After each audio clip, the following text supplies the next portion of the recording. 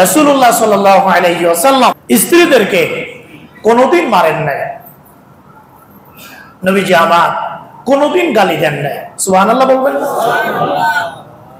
এরকম আল্লাহর ওলি এখানে আছেন না দুই একজন, যে কোনোদিন বিবিকে মারি নাই, কোনোদিন তাকে বকা দেই নাই, এরকম আল্লাহর ওলি আছে এখানে? এরকম আল্লাহর ওলি না।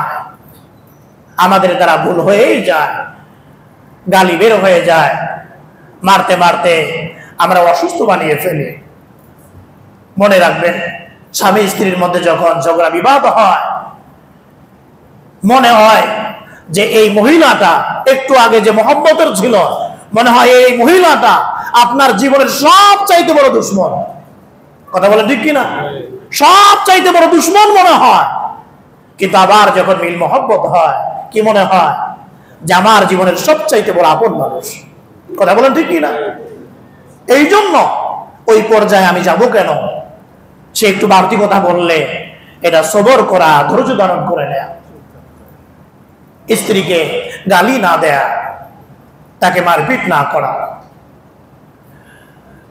হাদিসের মধ্যে এসেছে রাসূলুল্লাহ সাল্লাল্লাহু আলাইহি ওয়াসাল্লাম বলেন, লা ইয়াজলিদু আহাদুকুম ইমরাতাহু জালদাল আমদি। নবীজি আমার বলেন, তোমাদের কেউ যেন তার বিবিকে গোলামবাদীর মতো প্রহার না করে। গোলামবাদীর মতো প্রহার করলে সুম্মা ইউজামিহা, আবার রাতের বেলায় তার পাশে গিয়ে শুলে, এমনটা যেন তোমাদের দ্বারা না হয়। মারপিট করার পর আবার তো তার কাছেই যাইতে হবে। কথা বলেন ঠিক কিনা? তাকে ছেড়ে থাকার সুযোগ আছে? থাকার সুযোগ নাই, আবার তার কাছেই যাইতে হবে। তাহলে মারপিট করার কি দরকার? আল্লাহর হাবিব নিষেধ করেছেন। নবীজি কি করতেন? আল্লাহর হাবিব সাল্লাল্লাহু আলাইহি ওয়াসাল্লাম, হযরত আনাস বলেন, মা দারাবা রাসূলুল্লাহ সাল্লাল্লাহু আলাইহি ওয়াসাল্লাম বিয়াদিহি ইমরাতান ওয়ালা খাদিমান কত। মায়ার নবী সাল্লাল্লাহু আলাইহি ওয়াসাল্লাম কত জীবনে কোনদিন স্ত্রীদেরকে, খাদেমদেরকে নবীজি আমার নিজ হাতে প্রহার করেন নাই। নবীজি আমার কোনদিন গালি দেন নাই, কোনদিন নবীজি মারেন নাই, কোনদিন নবীজি আমার স্ত্রীদেরকে গালি দেন নাই। নবীজির একাধিক বিবি ছিলেন, ঝগড়া হয়েছে না তাদের মধ্যে? তাদের মধ্যে ঝগড়া হয়ে গেছে, তাদের মধ্যে ঝগড়া হয়েছে নবীজির আওয়াজের চাইতে আম্মা জানদের আওয়াজ অনেক সময় উঁচু হয়ে যাইত। নবীজি কি করতেন? হযরত নুমান ইবনে বাশির রাদিয়াল্লাহু তাআলা তিনি বলেন, একদিন হযরত আবু বকর সিদ্দিক রাদিয়াল্লাহু তাআলা তিনি নবীজির ঘরের কাছে এসে অনুমতি চাইলেন ভিতরে আসবেন। হযরত আবু বকর সিদ্দিক রাদিয়াল্লাহু তাআলা ইস্তাযানা আবু বকরিন আলান নবী, অনুমতি চাইলেন ঘরে যাওয়ার জন্য। দরজার থেকেই শুনতে পেলেন সাওতা আয়েশা আলিয়ান, আয়েশার আওয়াজটা উঁচু হয়ে গেছে। এইটা শুনে ফেললেন বাইরে থেকে। ভিতরে যখন প্রবেশ করলেন, বললেন, লা আরাকা তারতাফাইনা সাওতাকে, আয়েশা আমি কি শুনি নাই তুমি উঁচু আওয়াজে কথা বলেছো। নবীজি ঘরের মধ্যে আছে আর তুমি উঁচু আওয়াজে কথা তুমি বলেছো। এরপরে হযরত আবু বকর সিদ্দিক রাদিয়াল্লাহু তাআলা তিনি তার মেয়েকে চর মারতে উদ্যত হলেন, থাপ্পড় দিবেন, চর দিবেন। আল্লাহর হাবিব সাল্লাল্লাহু আলাইহি ওয়াসাল্লাম নবীজি আর আয়েশার মাঝখানে দাঁড়ায় গেলেন। হযরত আবু বকর সিদ্দিক রাদিয়াল্লাহু তাআলা আনহু যখন বের হয়ে গেলেন, নবীজি আমার আয়েশাকে বলতেছে, আয়েশা দেখলা কিভাবে আমি তোমাকে ওই লোকটার হাত থেকে বাঁচাইয়া দিলাম। স্ত্রীদের সাথে নবীজি কেমন ছিলেন এ বিষয়টি আমাদের জানা জরুরি। কথা বলা ঠিক কিনা? রাসূলুল্লাহ সাল্লাল্লাহু আলাইহি ওয়াসাল্লামের 63 বছরের জিন্দেগি, এটা আমাদের সামনে আয়নার মতো পরিষ্কার হওয়া দরকার। এটা যদি আমাদের সামনে থাকে, তাহলে আমাদের ব্যক্তিগত জীবন, পারিবারিক জীবন, রাষ্ট্রীয় জীবন, সামাজিক জীবনে, প্রত্যেকটা ধাপে, প্রত্যেকটা জীবনে রাসূলের আদর্শকে ফলো করে আমরা সফলকাম হতে পারবো ইনশাআল্লাহ। আল্লাহর হাবিব সাল্লাল্লাহু আলাইহি ওয়াসাল্লাম স্ত্রীদের সাথে কেমন ছিলেন, কেমন আখলাক ছিল নবীজির। আম্মা জান আয়েশা সিদ্দিকা রাদিয়াল্লাহু তাআলা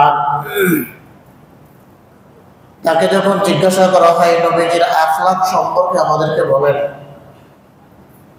আম্মা জান আয়েশা বলেন, আতাকরাউল কোরআন, তুমি কি কোরআন পড়ো না? সাহাবী বললেন, পড়ি তো। আম্মা জান বললেন, কোরআন যা নবীজির চরিত্র তাই। কোরআনে যা আছে নবীজির চরিত্রে এর বিপরীত কিছু পাবে না।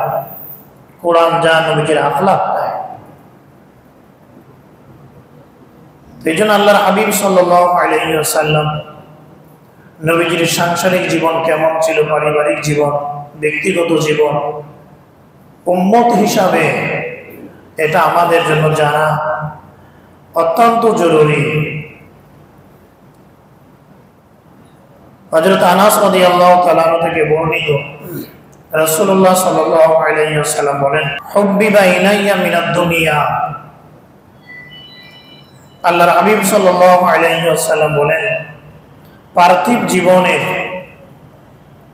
যত আসবাব আছে, যত সামানা আছে, এগুলির মধ্য থেকে আন-নিসা ওয়া আত-তাইব, স্ত্রী এবং সুগন্ধি, এই দুইটিকে আমার প্রিয় করে দেওয়া হয়েছে। বলেন সুবহানাল্লাহ। স্ত্রী এবং সুগন্ধি এটা আল্লাহর হাবিবের কাছে প্রিয় ছিল।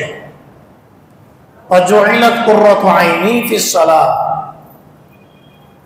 রাসূল বলেন, এবং নামাজকে বানিয়ে দেওয়া হয়েছে আমার নয়নের শীতলতা, আমার চোখের শীতলতা হচ্ছে নামাজ। আল্লাহর হাবিবের কাছে স্ত্রী অনেক প্রিয় ছিল। এইটাই হওয়া উচিত একটা পুরুষের কাছে, একজন স্বামীর কাছে তার স্ত্রী যেন তার কাছে প্রিয় হয়। স্ত্রী যখন প্রিয় হবে তখন সে অপাত্রে আর দৃষ্টিপাত করবে না, অন্যদিকে আর তাকাবে না। 2 নম্বর হচ্ছে নবীজি স্ত্রীদেরকে ভালোবাসতেন। নবীজি স্ত্রীদের কোলে মাথা রেখে নবীজি তেলাওয়াত করতেন। স্ত্রীদের কোলে মাথা রেখে নবীজি আবার তেলাওয়াত করতেন। অনেকে চিন্তা করবে এগুলি কি বলার বিষয়? রাসূলুল্লাহ সাল্লাল্লাহু আলাইহি ওয়াসাল্লাম বলেছেন সাহাবীদেরকে, স্ত্রীদেরকে বলেছেন, সাহাবীদেরকে বলেছেন, দিনের আলোতে তোমরা যে অবস্থায় আমাকে দেখো। বিবিদেরকে বলেছেন, রাতের অবস্থায় আমাকে যেইভাবে দেখো উম্মতের কাছে খুলে খুলে বর্ণনা করে দাও। কোনটাই গোপন করার বিষয় না। আল্লাহর হাবিব সাল্লাল্লাহু আলাইহি ওয়াসাল্লাম নবীজির প্রত্যেকটা কথা, কাজ, আমল উম্মতের জন্য অনুসরণীয়, অনুকরণীয়। এটা বলার সুযোগ নাই এই কাজটা নবীজি ভালো করে নাই, এইটা নেওয়া যায় না ইত্যাদি, এটা বলার সুযোগ নাই। কথা বলেন ঠিক কিনা? এই জন্য হাদিসের মধ্যে এসেছে, আম্মা জান আয়েশাই বলেন, আন্না রাসূলুল্লাহ সাল্লাল্লাহু আলাইহি ওয়াসাল্লাম ইয়াত্তাকিউ ফি হাজরি, নবীজি আমার কোলে মাথা রেখে নবীজি সুম্মা ইয়াকরাউল কুরআনা, কুরআন তেলাওয়াত করতেন। নবীজি আমার কোলে মাথা রেখে নবীজি কুরআন তেলাওয়াত করতেন। স্ত্রীকে নবীজি আমার ভালোবাসতেন। রাসূলুল্লাহ সাল্লাল্লাহু আলাইহি ওয়াসাল্লামের চুল মোবারক আঁচড়ে দিতেন আম্মা জানেরা। বলেন সুবহানাল্লাহ। নবীজির চুল আঁচড়ে দিতেন। আম্মা জান আয়েশা সিদ্দিকা রাদিয়াল্লাহু তাআলা আনহা তিনি বলেন, রাসূলুল্লাহ শেষ দশকে ইতিকাফ করতেন। যাদেরকে আল্লাহ পাক কবুল করেছে, মদিনায় যাওয়ার তৌফিক হয়েছে, মসজিদে নববী আর আম্মা জান আয়েশার ঘর একেবারে পাশাপাশি। রাসূলুল্লাহ সাল্লাল্লাহু আলাইহি ওয়াসাল্লাম এই মসজিদ থেকেই মাথাটা বের করে দিতেন বাসার মধ্যে, আর আম্মা জান আয়েশা নবীজির চুল আঁচড়ে দিতেন। আল্লাহর হাবিব সাল্লাল্লাহু আলাইহি ওয়াসাল্লাম নবীজির চুল মোবারক আম্মা জানের আঁচড়ে দিতেন। তো এত মহব্বত ছিল, স্ত্রীদেরকে নবীজি ভালোবাসতেন, দূরত্বের কোনো সুযোগ নাই, স্ত্রীদের সাথে খারাপ আচরণ করার কোনো সুযোগ নাই। রাসূলুল্লাহ সাল্লাল্লাহু আলাইহি ওয়াসাল্লাম স্ত্রীদের সাথে বিনোদন করতেন। রাতের বেলায় হাদিসের মধ্যে এসেছে আমাদের আয়েশা সিদ্দিকা রাদিয়াল্লাহু তাআলা আনহা তাকে নিয়ে নবীজি একটি বাহনের উপরে সওয়ার হয়ে, বাহন চলে আর নবীজি গল্প করে। সুবহানাল্লাহি ওয়া বিহামদিহি। স্ত্রীদেরকে নিয়ে ঘুরতে যাওয়া, মার্কেটে নয়, পার্কে নয়, এমন জায়গায় গেলে পরপুরুষ দেখবে এমন জায়গা না, যেখানে লোকজন একটু কম থাকে, এদিকে বিবিকে নিয়ে ঘুরতে যাওয়া, হাঁটতে যাওয়া, এটা খারাপ কিছু নয়। আল্লাহর হাবিব সাল্লাল্লাহু আলাইহি ওয়াসাল্লাম এটা করেছেন। আম্মা জানের সাথে নবীজি দৌড় প্রতিযোগিতা করেছেন। যুদ্ধের ময়দান থেকে ফিরে আসার সময় নবীজির সাথে আম্মা জান আয়েশা সাহাবীদেরকে বললেন, যাও তোমরা চলে যাও। সাহাবা একরাম যখন এমন জায়গায় চলে গেলেন আর দেখা যায় না, নবীজি আম্মা জান আয়েশাকে বললেন, আয়েশা দৌড় লাগায়, আয়েশা আসো দৌড় লাগায়, আমরা দৌড় প্রতিযোগিতা করি। আম্মা জান আয়েশা সিদ্দিকা রাদিয়াল্লাহু তাআলা আনহা বলেন, নবীজির সাথে আমি দৌড় লাগাইলাম। আমি ওই সময় পাতলা ছিলাম, চিকন ছিলাম, নবীজির আগে আমি চলে গেলাম। আমি খুশি হয়ে গেলাম। এর অনেক দিন পরে আমি যখন আবার মোটা হয়ে গেলাম, স্বাস্থ্যটা যখন ভারী হয়ে গেল, আর একদিন নবীজি আমাকে বললেন, আয়েশা দৌড় লাগাই, চলো না আমরা একটু দৌড় প্রতিযোগিতা করি। আম্মা জান আয়েশা বলেন, আমি আমার স্বাস্থ্যটা ভারী হওয়ার কারণে নবীজির পিছনে পড়ে গেলাম, নবীজির সাথে আমি পারলাম না। মায়ার নবীজি আমার আগে চলে গেলেন। নবীজি আমার আগে গিয়ে আমাকে ডাক দিয়ে বলছেন, আয়েশা তিলকা, আয়েশা এটা ওই দিনের বদলা নিলাম। সুবহানাল্লাহি ওয়া বিহামদিহি। আয়েশা ওই দিনের বদলা, ওই দিন তুমি ফার্স্ট হয়েছো, আজকে আমি হলাম। পয়গম্বর পিছনে থাকবে, এটা হতে পারে না। আমি যেটা আপনাদেরকে বুঝাইতে চাই, আল্লাহর হাবিব বিনোদন করেছেন স্ত্রীদের সাথে। কিছু স্বামী আছে ঘাওড়া, এরা স্ত্রীদের কোন বিনোদন, হাসি মজা কিছুই পছন্দ করে না। সে যেটা বলবে সেটাই। স্ত্রী একটা আবদার করতেই পারে না, কোন আবদার করতে পারবে না। তার কথা হচ্ছে আমাকে বাঘের মতো ভয় পাইতে হবে। এরকম লোক আছে না নাই? সে গর্ব করে বলে বাসায় গেলে ঠান্ডা, ভয়ে আমার বেগমের সাথে কথা বলে না। এটা কি ভালো কথা বললেন আপনি? এটা প্রশংসার কথা বললেন না। আল্লাহ সুবহানাহু ওয়া তাআলা এই বিবিকে আপনার জন্য সৃষ্টি করেছেন, লিতাসকুনু ইলাইহা, যাতে করে আপনি তার কাছে গিয়ে শান্তি লাভ করেন। বাইরে অশান্তি, বাইরে ঝামেলা, ব্যস্ততা, পেরেশানি, বাসায় গেলেই আপনার দিলটা ঠান্ডা হয়ে যাবে। এই জন্যই আল্লাহ পাক আপনার ঘরে এই বিবিকে রেখে দিয়েছেন। ওয়াজআলা বাইনাকুম মাওয়াদ্দাতা ওয়া রাহমা, আল্লাহ পাক দুইজনের মধ্যে ভালোবাসা এবং দয়া সৃষ্টি করে দিয়েছেন। ভালোবাসা এবং দয়া সৃষ্টি করে দিয়েছেন। রাসূলুল্লাহ সাল্লাল্লাহু আলাইহি ওয়াসাল্লাম আম্মা জানদের সাথে এক পাত্রে গোসল করতেন। সুবহানাল্লাহি ওয়া বিহামদিহি। এক পাত্রে গোসল করতেন, একসাথে গোসল করতেন। এটাও তো সুন্নাহ। আল্লাহর হাবিব এক পাত্রে গোসল করতেন। আন্না রাসূলুল্লাহ সাল্লাল্লাহু আলাইহি ওয়াসাল্লাম ইগতাসালা ওয়া মাইমুনা, নবীজির স্ত্রী মাইমুনা এবং নবীজি ইগতাসালা বিন ইনাইন ওয়াহিদ, একই পাত্র থেকে গোসল করতেন। একই পাত্র থেকে গোসল করতেন। অন্য রিওয়ায়াতে এসেছে আমাদের আয়েশা সিদ্দিকা রাদিয়াল্লাহু তাআলা আনহা বলেন, নবীজি বিবিদেরকে কি পরিমাণ ভালোবাসতো শোনো। এগুলি আমাদের শোনা দরকার, এগুলি আমাদের জানা দরকার। আমরা অনেক ব্যস্ত, আমরা সময় পাই না। রাসূলুল্লাহর চাইতে আমাদের জীবনটাকে অনেক ব্যস্তময়। রাসূলের চাইতে আমাদের ব্যস্ততা কি অনেক বেশি? না, আমাদের ব্যস্ত বেশি নয়। আপনি ব্যবসায়ী, রাসূল ব্যবসা করেছেন। আপনার একজন বিবি, রাসূলের একাধিক বিবি ছিলেন। আপনার ইমামতি নাই, রাসূল ইমাম ছিলেন, রাসূল খতিব ছিলেন, রাসূল রাষ্ট্রপ্রধান ছিলেন। এরপর আল্লাহর রাসূল বিবিদেরকে এইভাবে ভালোবাসতেন, বিবিদেরকে নিয়ে ঘুরতে যাইতেন, বিনোদন করতেন। আমাদের আয়েশা সিদ্দিকা রাদিয়াল্লাহু তাআলা আনহা তিনি বলেন, আমি পানি পান করতাম, এরপরে পাত্রটা নবীজির কাছে দিতাম। আমি যেই জায়গায় মুখ লাগিয়ে পানি পান করেছি, ঠিক ওই জায়গায় মুখ লাগিয়ে নবীজি পানি পান করতেন। আরো জোরে বলেন সুবহানাল্লাহ। অবাক লাগতে পারে, অনেকের কাছে এটা অবাক লাগতে পারে, এটা কিভাবে হয়? আম্মা জান আয়েশা সিদ্দিকা রাদিয়াল্লাহু তাআলা আনহা থেকে বর্ণিত মুসলিম শরীফের হাদিস আপনাদেরকে শোনাচ্ছি।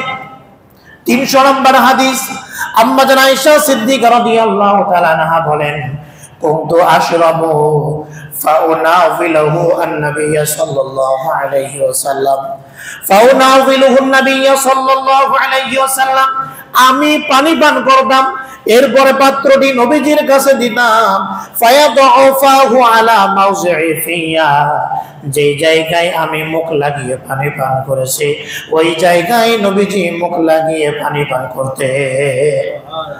আম্মা জান আয়েশা সিদ্দিকা রাদিয়াল্লাহু তাআলা আনহা বলেন, ওয়া তাআররাকুল আরকা, আমি হাড্ডি চুষতাম, হাড্ডি খেতাম। আমি হাড্ডি চুষে রাখলে নবীজি আমার সেই হাড্ডি রেখে যেই জায়গায় মুখ লাগিয়ে আমি চুষেছি নবীজি ওই জায়গায় মুখ লাগিয়ে হাড্ডি চুষতে। নবীজি ওই জায়গায় মুখ লাগিয়ে এটাকে আবার চুষতেন। মহব্বত কাকে বলে? ভালোবাসা কাকে বলে? আল্লাহর হাবিব সাল্লাল্লাহু আলাইহি ওয়াসাল্লাম স্ত্রীদেরকে মহব্বত করতেন। এটা আগে আমাদের পক্ষ থেকে হইতে হবে। মা বোনরা এরাতে নাকিসে আকল, বুঝতে কম, কথা বলেন ঠিক কি না? এরা ভুল করবে, এরা ঝগড়া করবে, একটু পরে আবার এসে ক্ষমা চাবে যে আমার ভুল হয়ে গেছে, অথচ একটু আগে পুরা তুফান ছুটাই ফেলছে। এই সংসার করবে না, এখানে থাকবে না, চলেই যায়। 10 মিনিট পরে আবার আপনার পায়ের কাছে হাজির, ভুল হয়ে গেছে আমার, কথা বলেন ঠিক কিনা? তো না কেসে আকল, তারা বোঝে কম। মা বোনেরা আগে সিদ্ধান্ত নেয়, পরে ভাবে, আগে ঘটায় ফেলে, ঝগড়া লেগে গালিগালাজ করে সব শেষ, এরপরে বোঝে যেটা আমার ভুল হয়ে গেছে। এই জন্য আখলাক দেখাইতে হবে আমাদেরকে আখলাক দেখাইতে হবে, তাদেরকে ভালোবাসা দেখাইতে হবে। আল্লাহ রাসূল যেইভাবে ভালোবাসা দেখাইছে এইভাবে যদি আমরা ভালোবাসা দেখাইতে পারি তাহলে আমাদের পরিবারটা আদর্শবান একটা পরিবার হয়ে যায়, এটা সুখের শান্তির এক পরিবার হয়ে যায়। কিন্তু আমরা নারাজ, একটু ঝগড়া হলে স্বামীর সাফ কথা, আমার খাও, আমার বড়, আমার ঘরে থেকে আমার সাথে ঝগড়া করবা, আমার উপরে কথা বলবা, এটা কল্পনাও করতে দিব না। কথা বললেই মার, কথা বললেই তোমাকে আমি শাস্তি দিব। এইভাবে যেই ঘরে চলে এই ঘরে সারা জীবন অশান্তি লেগে থাকে। আপনি যদি একটু চুপ করে থাকেন 5 মিনিট পরেই তো সে আসে, কথা বলেন ঠিক কিনা? আর আপনি যখন তার কথার জবাব দিচ্ছেন, মারপিট করলেন, শেষ 1 সপ্তাহ ঘরের মধ্যে আগুন জ্বলতে থাকে। লাভ হলো কার, লস হলো কার? আপনাদের লস হলো। সন্তানরা এই ঝগড়া দেখলো, এলাকার মানুষ জানলো আপনাদের আখলাক কেমন, আল্লাহ বেজার হয়ে গেলেন। খুশি হয়েছে কে? শয়তান খুশি হয়ে গেছে, শয়তান খুশি হয়ে গেছে। 2 দিন 4 দিন পরে তো মিলবেনই, আপনি মিলবেন। তাহলে এই কয়দিন এই সংসারের মধ্যে আগুন জ্বালিয়ে লাভ হলো কি? সন্তানদেরকে আপনারা 2 জনে মিলে কি দেখালেন, কি শিখালেন? এই জন্য স্ত্রীরা না কেসে আকল, এই ভালোবাসা, এই মায়া মহব্বত, এগুলি আমাদের থেকে শুরু করতে হবে। আল্লাহর হাবিব সাল্লাল্লাহু আলাইহি ওয়াসাল্লাম স্ত্রীদের প্রতি খেয়াল রাখতেন, স্ত্রীদের প্রতি নবীজি খেয়াল রাখতেন। বাসা বাড়িতে মা বোনেরা থাকেন, আপনি যদি চিন্তা করেন আমার কাজ হলো ব্যবসা করা, আমার কাজ হলো দোকানদারি করা, বাসায় কি হচ্ছে না হচ্ছে কার সাথে কথা বলে কি করে আমার দরকার নাই, বাজার করার প্রয়োজন তুমি যাও, দোকানদারের সাথে বিবির সম্পর্ক হয়ে যায়, সাক্ষাৎ করায় দেয়, এটা আমার বিবি, এ আসবে বাজার করবে, সবকিছু দিয়ে দিয়ে দোকানদারের সাথে যোগাযোগ হয়ে গেল। এটা উচিত নয়। আপনি স্বামী হিসাবে আপনি আপনার দায়িত্ব পালন করলেন না। দেখেন হাদিস থেকে আমরা জানি আল্লাহর হাবিব সাল্লাল্লাহু আলাইহি ওয়াসাল্লাম রমজানের শেষ দশকে ইতিকাফ করতেছেন। নবীজির একজন স্ত্রী সফিয়া রাদিয়াল্লাহু তাআলা আনহা, তিনি আসলেন নবীজির সাথে একটু আলোচনা করলেন, কথাবার্তা বললেন। আম্মা জান সফিয়া রাদিয়াল্লাহু তাআলা আনহা নবীজির কাছে আসলেন মসজিদে। নবীজি আমার ইতিকাফ করতেছিলেন। কথা যখন শেষ হয়ে গেল, হযরত সফিয়া দাঁড়াইয়া গেলেন, চলে যাবেন। নবীজি আমার বিবিকে আগায় দেওয়ার জন্য নবীজিও আমার দাঁড়াইয়া গেলেন। হাত্তা ইদা বালাগাত বাবাল মসজিদে ইনদা বাবি উম্মে সালামাতা, যখন উম্মে সালামার ঘরের দরজার নিকটবর্তী মসজিদের দরজায় যখন পৌঁছে গেলেন, নবীজি আমার সাথেই আছেন। মাররা রাজুলানে, দুইজন সাহাবী নবীজির পাশ দিয়ে অতিক্রম করে, দুইজন সাহাবী অতিক্রম করতেছেন। ফাসাল্লামা আলান নবী সাল্লাল্লাহু আলাইহি ওয়াসাল্লাম, এই দুইজন সাহাবী নবীজিকে সালাম দিলেন। আমার নবীজি ডাক দিয়ে বলেন, এই তোমরা থামো। নবীজি আমার তাদেরকে ডাক দিয়ে বলেন, আলা রিসলিকুমা, থামো এখানে। এরপরে নবীজি বললেন, হাদা সফিয়া, এটা হলো সফিয়া, আমার বিবি সফিয়া, আমার বিবি সফিয়া।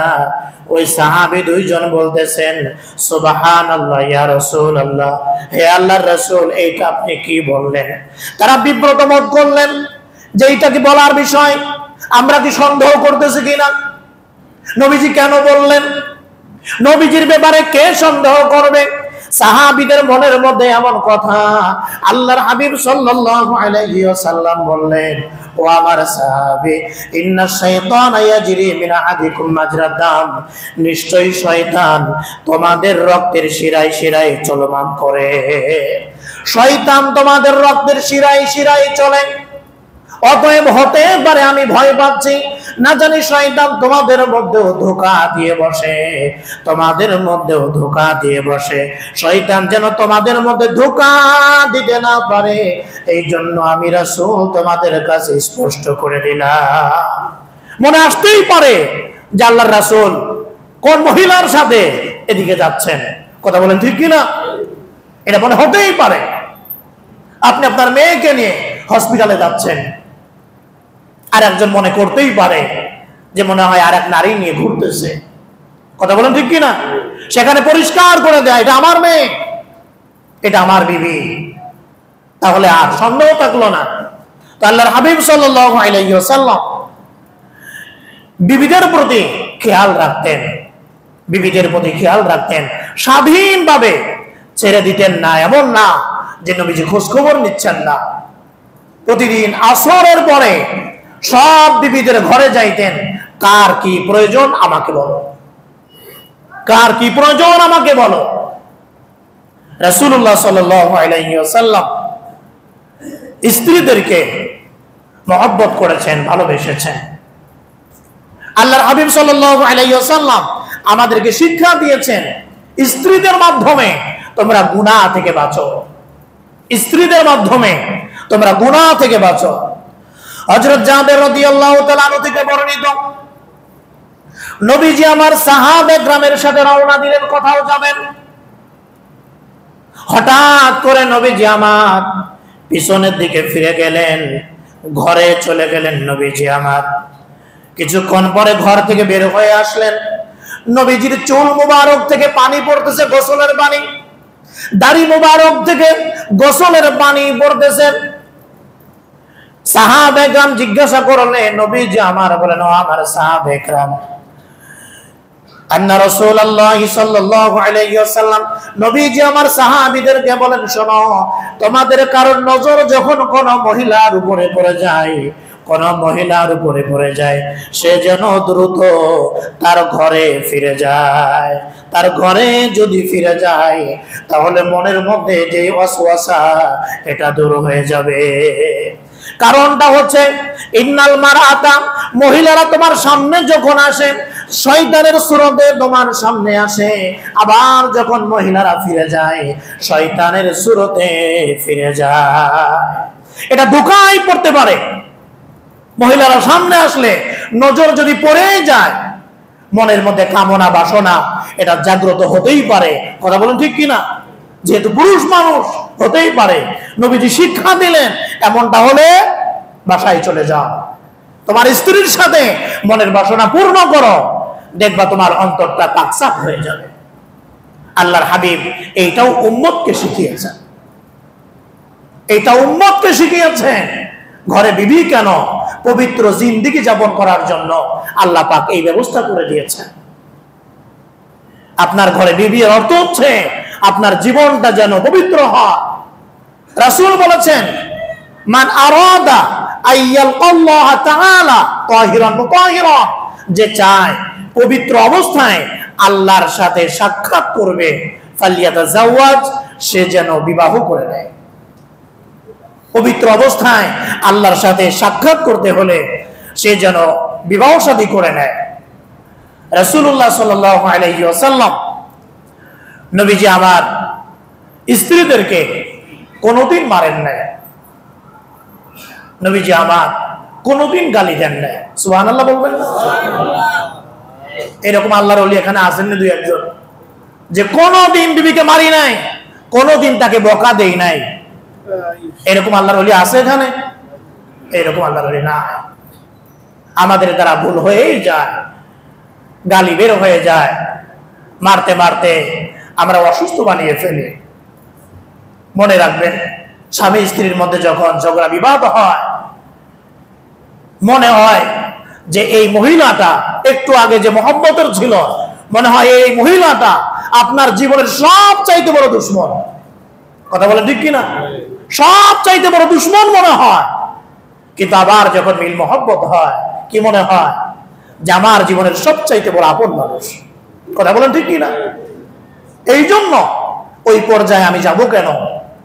সে একটু বাড়তি কথা বললে এটা সবর করা, ধৈর্য ধারণ করে নেয়া, স্ত্রীকে গালি না দেয়া, তাকে মারপিট না করা। হাদিসের মধ্যে এসেছে, রাসূলুল্লাহ সাল্লাল্লাহু আলাইহি ওয়াসাল্লাম বলেন, লা ইয়াজলিদু আহাদুকুম ইমরাতাহু জালদাল আমদি, নবীজি আমার বলেন, তোমাদের কেউ যেন তার বিবিকে গোলামবাদীর মতো প্রহার না করে। তোমাদের কেউ যেন তার বিবিকে গোলামবাদীর মতো প্রহার না করে। গোলামবাদীর মতো প্রহার করলে সুম্মা ইউজামিহা, আবার রাতের বেলায় তার পাশে গিয়ে শুলে, এমনটা যেন তোমাদের দ্বারা না হয়। মারপিট করার পর আবার তো তার কাছেই যাইতে হবে। কথা বলে ঠিক কিনা? তাকে ছেড়ে থাকার সুযোগ আছে? থাকার সুযোগ নাই, আবার তার কাছেই যাইতে হবে। তাহলে মারপিট করার কি দরকার? আল্লাহর হাবিব নিষেধ করেছেন। নবীজি কি করতেন? আল্লাহর হাবিব সাল্লাল্লাহু আলাইহি ওয়াসাল্লাম, হযরত আনাস বলেন, মা দারাবা রাসূলুল্লাহ সাল্লাল্লাহু আলাইহি ওয়াসাল্লাম বিয়াদিহি ইমরাতান ওয়ালা ইমরাতান ওয়ালা খাদিমান কত।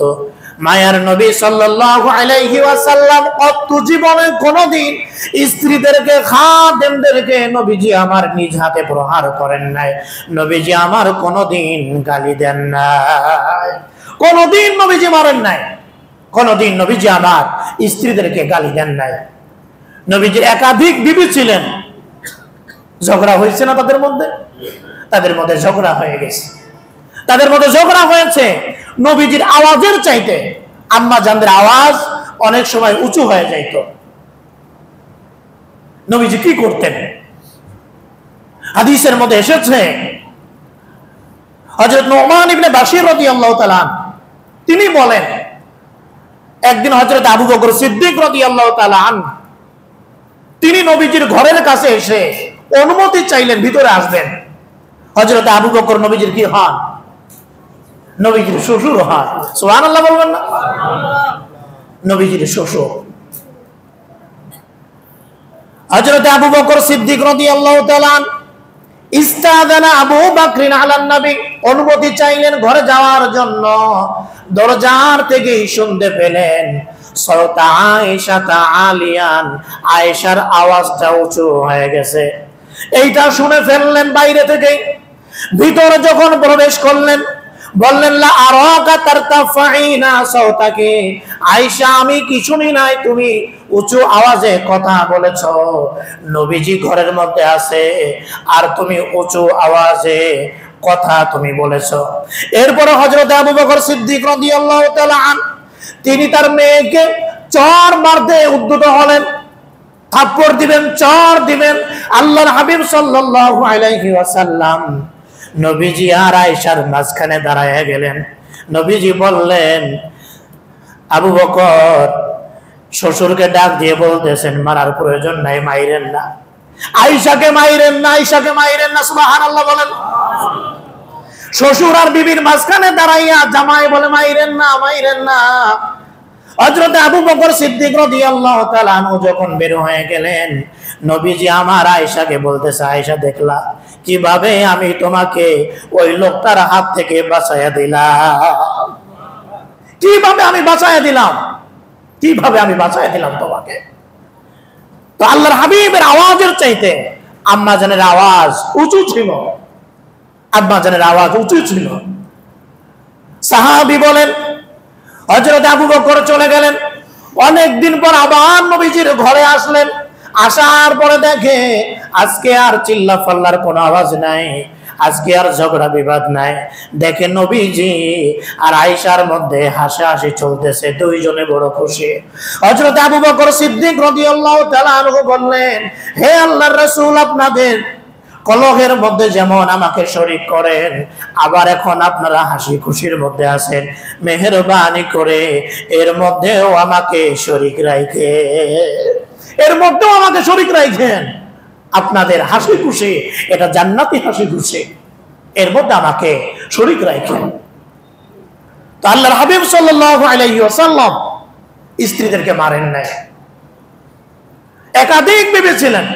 একদিন আম্মা জান আয়েশা সিদ্দিকা রাদিয়াল্লাহু তাআলা আনহা থেকে বর্ণিত, তিনি বলেন নবীজির স্ত্রী হযরত সফিয়া রাদিয়াল্লাহু তাআলা তিনি অনেক সুন্দর খানা রান্না করতেন, রান্না বান্নায় অনেক পারদর্শী ছিলেন।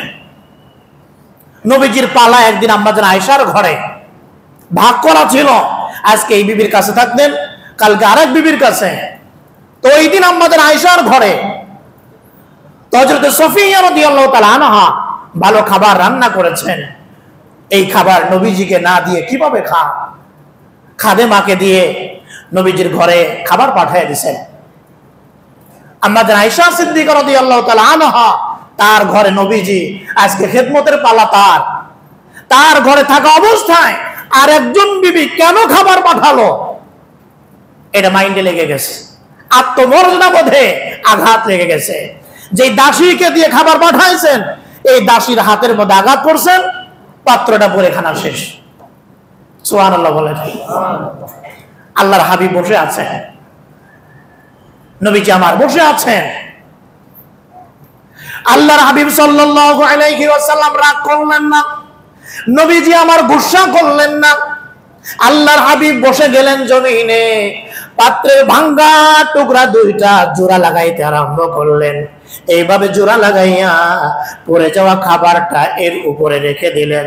সাহাবা একরামদেরকে বললেন খাও, এখান থেকে তোমরা খাও। তোমাদের আম্মা জানের আত্মমর্যাদা বোধে আঘাত লেগেছে, সহ্য করতে পারে নাই, এই জন্য এটা ভেঙে ফেলে দিয়েছে। আম্মা জান আয়েশা সিদ্দিকা রাদিয়াল্লাহু তাআলা আনহা তিনি বলেন আমার নিজের নিয়ন্ত্রণ আমার কাছে ছিল না, কারণ নবীজিকে তিনি বেশি ভালোবাসতেন, মহব্বত করতেন। আমার নবীজিকে আমি খাবার রান্না করে খাওয়াবো, খেদমত করব, কেন আর একজন আমার পালার দিন ভাগ বসাইতে চাই, এইটাই হলো রাগ। সুবহানাল্লাহ বলেন। আম্মা জান আয়েশা সিদ্দিকা রাদিয়াল্লাহু তাআলা আনহা নবীজিকে ডাক দিয়ে বলেন, হে আল্লাহর রাসূল, এইটার কাফারা কি হইতে পারে যে আমি ভেঙে ফেললাম পাত্রটা? নবীজি বললেন, পাত্র ভাঙছো, পাত্রের বিনিময়ে নতুন একটা পাত্র দিয়ে দাও। নতুন একটা পাত্র আম্মা জান আয়েশার কাছ থেকে নিয়ে হযরত সফিয়ার ঘরে পাঠিয়ে দিলেন। বলে সুবহানাল্লাহ। মারেন নাই নবীজি, আমার গালি দেন নাই নবীজি, আমার ধমকও দেন নাই। সুবহানাল্লাহ বলবেন না? আল্লাহর হাবিব বলেছেন, বাঁকা হাড্ডি দিয়ে তৈরি সংসার যদি করতে চাও, এই বাঁকার সাথেই এটা সংসার করে যাও, জীবন পার করতে পারবে। এটাকে সোজা করতে যাবে, শেষ, তালাক হয়ে যাবে। কথা বলেন ঠিক কিনা? নবীজি একাধিক বিবি নিয়ে সংসার করে গিয়েছেন, আর আমাদের ঘরে একজনকে নিয়ে পেরেশান, একজনকে নিয়ে পেরেশানি। এক বাচ্চাকে জিজ্ঞাসা করলাম, তোমার বাবা কি করে? বলছে, হুজুর আমার আব্বা থাকতেও নাই। কেন? তা বলছে, আমি ছোট্ট থাকতে আমার মাকে ছেড়ে দিয়ে চলে গেছেন। কোথায় আছেন? বলে, আর একটা বিবাহ করে ফেলেছেন। মা কোথায়? বলে, মা আর এক জায়গায় বিবাহ বসেছেন। তুমি থাকো কোথায়? বলে, নানার বাড়িতে থাকি, আমার মামা আমার খরচ দেয়। বাবা এক জায়গায় চলে গেছেন, মা এক জায়গায় চলে গেলেন, সন্তানটা এখন মাঝখানে। এই সন্তানদেরকে কি শিখালেন? এই বাবা মা সন্তানকে কি দিলেন আপনি? ওদেরকে কি শিখালেন? ওই যে আমি বলছি রাসূলুল্লাহর হাদিস, যদি এটাকে সোজা করতে যাও ভেঙে ফেলবে, শেষ। মাঝখানে সন্তানটা অমানুষ হয়ে যাও। কথা বলেন ঠিক কিনা? এই জন্য তালাক শব্দটা আমি সব সময় বলি, এই তালাক শব্দটা এটা জবানে কোনোদিন আনবেন না। রাজি আছেন তো ইনশাআল্লাহ? তালাক শব্দটা কোনোদিন জবানে আনবেন না। এটাকে জবানে আনলেই শেষ। শয়তান ধোঁকা দিয়ে একটা দিয়ে দে, দুইটা দিয়ে দে। এর আগের মাথায় ওই যে বললাম, যখন ঝগড়া হয় মনে হয় এই জমিনে সবচাইতে বড় দুশ্মন এই মহিলা। তো যখন এই সবচাইতে বড় দুশ্মন মনে হয়, ওরে কি একটা দিলে হয়? ওরে কি দুইটা দিলে হয়? ওরে তো তিনটা দেয়, ওর মারেও দেয়, বাপরেও দেয়, 14 গোষ্ঠীরে দিয়ে আবার 20 মিনিট পরে হুঁশ ফিরে আসে, আল্লাহ এটা করলাম কি? এইবার হুজুরের কাছে দৌড়ায়, হুজুর মাসআলা বলে, মাসলা পছন্দ হয় নাই। আর এক হুজুরের কাছে গিয়ে ঘুরাই ঘুরাই বলে, মিথ্যা কথা বলে, এই হুজুরের কাছ থেকে ফতোয়া নেয় যে না, এখন ছাড়াছাড়ি হয় নাই। তিনটা বললে তো শেষ, আর সুযোগ আছে? 3 তালাক দিলে এই স্ত্রীকে ফিরাই নেয়ার আর সুযোগ নাই। তো যখন মাসআলা জানে, আর এক হুজুরের কাছে গিয়ে বলে, 3টা বলি নাই, মনে হয় 2টাই বলছিলাম। হুজুর তো আর উপস্থিত ছিলেন না, হুজুর যেটা বলছে এর উপরে ফতোয়া দেয়। এই যে দুইজন আবার একসাথে হয়ে গেলেন, একসাথে সংসার করলেন। যতদিন সংসার করবেন, যত সন্তান আসবে, সবগুলি হবে যারোর সন্তান। কথা বলে ঠিক কিনা? এই সংসার হবে না, প্রত্যেকটা মুহূর্তে জিনার গুনাহ হবে এই পরিবারের মধ্যে, জিনার গুনাহ হবে। এই জন্য আল্লাহ রাসূল সাল্লাল্লাহু আলাইহি ওয়াসাল্লাম বলছেন, এইভাবেই তোমরা তোমাদের সংসারটা চালিয়ে যাও। আল্লাহর হাবিব সাল্লাল্লাহু আলাইহি ওয়াসাল্লাম ঘরের মধ্যে যাবার পরে নবীজি আমার নিজের কাজ নিজেই করতেন। সুবহানাল্লাহ বলেন। নবীজির সাহাবী হযরত আসওয়াদ ইবনে ইয়াজিদ তিনি বলেন, আমি আম্মা জান আয়েশা সিদ্দিকা রাদিয়াল্লাহু তাআলা আনহার কাছে জিজ্ঞাসা করলাম। এই হাদিসটা পড়ে শোনায়, যারা ঘুমাইতেছে এদেরকে জাগায় দেন, যারা ডাইনে বামে আমাদের ডাইনে বামে ঘুমায় এদেরকে জানায় দেন, এটা শোনা দরকার, এটা জানা দরকার। নবীজির সাহাবী বলেন, আম্মা জান আয়েশা সিদ্দিকা রাদিয়াল্লাহু তাআলা আনহাকে জিজ্ঞাসা করলাম, নবীজি ঘরের মধ্যে যখন থাকেন নবীজি আমার কি কাজগুলি করেন? আম্মা জান আয়েশা বলেন, কানা ফি মিহনাতি আহলিহি, নবীজি আমার ঘরের মধ্যে আসার পরে পরিবারদের কাজে নবীজি আমার সহযোগিতা করেন। সুবহানাল্লাহ বলে। নবীজি আমার পরিবারের কাজে সহযোগিতা করেন। নবীজি আমার ইখদিমু নাফসা, নিজের কাজ নিজেই করেন। নবীজি আমার বকরির দুধ দহন করেন, নবীজি আমার সিরা কাপড়গুলি তালি লাগান, নবীজি আমার জুতা সেলাই করেন। সুবহানাল্লাহ বলেন, আরো জোরে বলেন সুবহানাল্লাহ। নবীজি আমার প্রত্যেকটা কাজ, নিজের কাজ নিজেই করতেন, এমনকি বিবিদের কাজও নবীজি আমার সহযোগিতা করতেন। ফাইদা সামিআল আযান, যখন আযান শুনতেন, খরাজা ইলাল মসজিদ, নবীজি আমার মসজিদের দিকে বের হয়ে যাইতেন। নবীজি মসজিদে বের হয়ে যাইতেন। এই হাদিসটি এটা দোকান থেকে ফটোকপি করে এটা ঘরের মধ্যে ঝুলাই রাখা দরকার। ঘরে গেলেই যেন আপনার নজরে পড়ে আমার নবীজি কি কি কাজ করতেন ঘরে এসে। এটা আমরা ভুলেই যাই, আমরা ভুলেই যাই। সামান্য একটা চাকরি করে আমরা মনে করি দুনিয়ার সব চাইতে ব্যস্ত মানুষ আমি, দুনিয়ার সবচাইতে বিজি মানুষ আমি, আমার বাসায় আমার খেদমত করবে, সব খেদমত করবে, আমি সবচাইতে ব্যস্ত মানুষ, আমি চাকরি করি।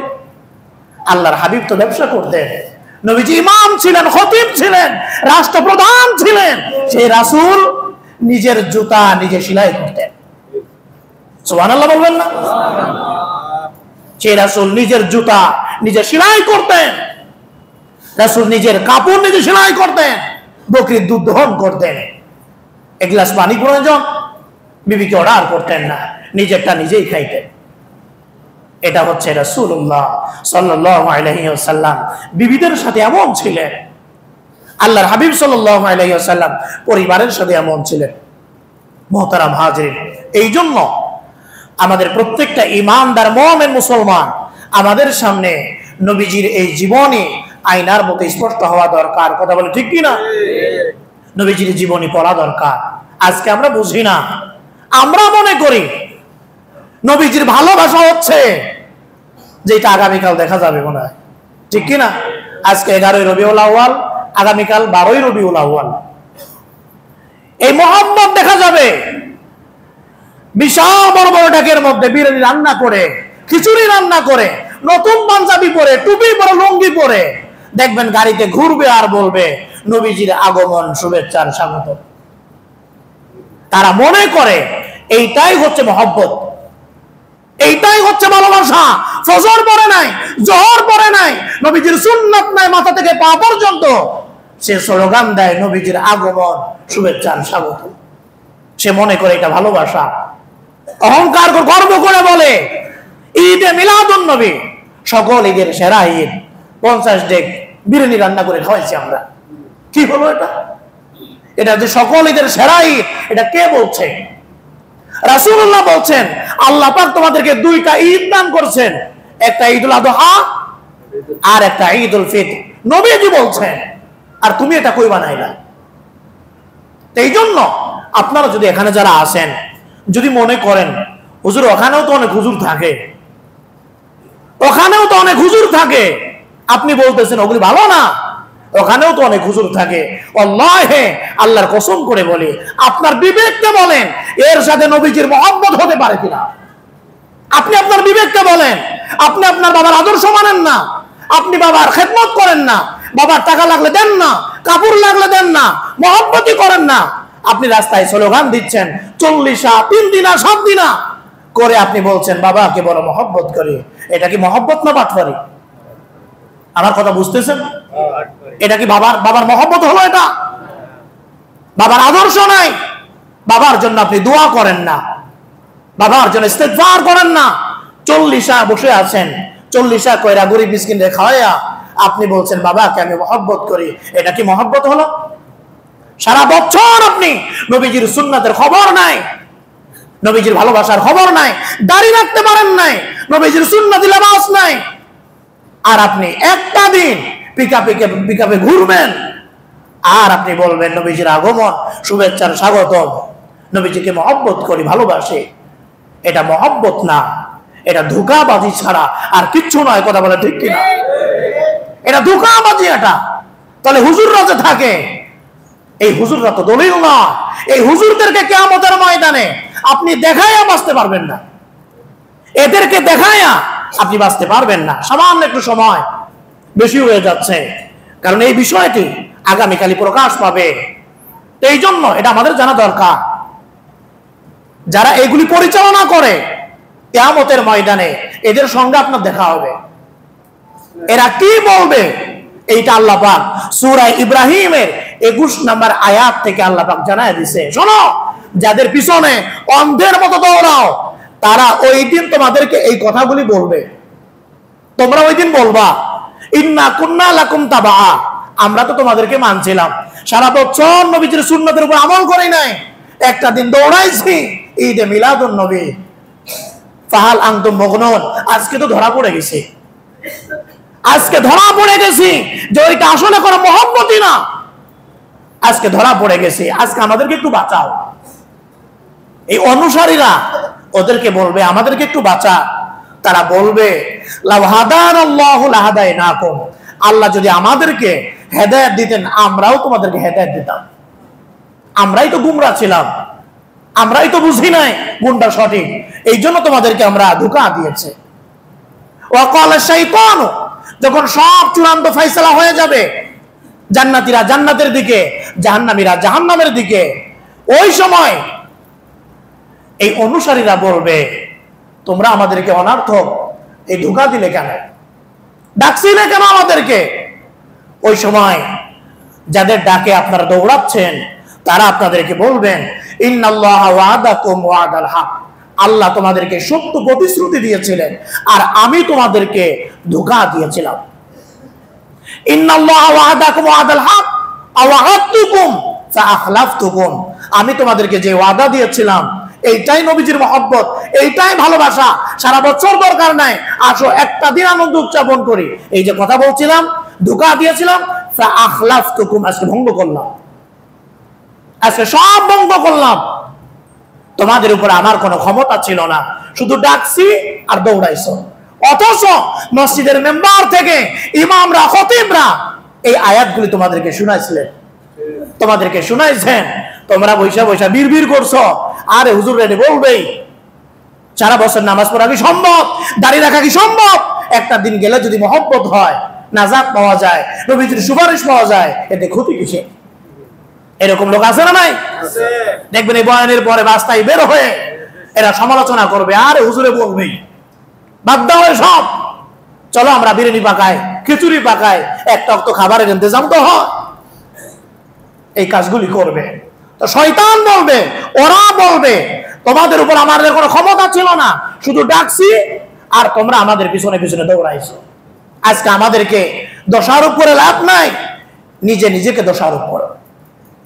এই জন্য মুহতারাম হাজিরিন, নবীজির মহব্বত এই রবিউল আউয়ালের সাথে কোনো সম্পর্ক নাই, কথা বলেন ঠিক কিনা? আল্লাহ সুবহানাহু ওয়া তাআলা আমাদের সকলকে